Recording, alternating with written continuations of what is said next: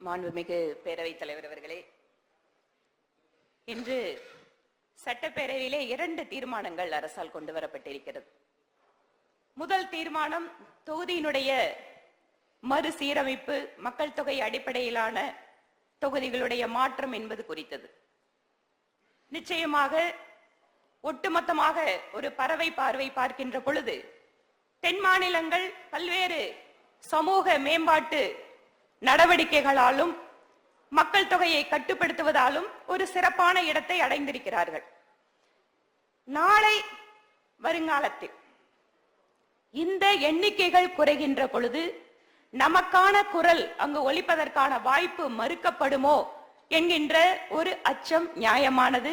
பாரதிய ஜனதா கட்சி அந்த தீர்மானத்தை பொறுத்தவரை அதை நாங்கள் அந்த தீர்மானத்துல அதில் இருக்கக்கூடிய கவலையை, அக்கறையை புரிந்து கொள்கிறோம். நிச்சயமாக எந்த இடத்தில் அதற்காக என்ன நடவடிக்கை எடுக்க வேண்டுமோ தமிழக பாரதிய ஜனதா கட்சி முழுமையாக அந்த தீர்மானத்தினுடைய கவலையை புரிந்து கொண்டு அதில் நடவடிக்கை எடுக்கும். இரண்டாவது, ஆதரிக்கிறோம். அந்த வார்த்தை வேணும் ஐயாவுக்கு.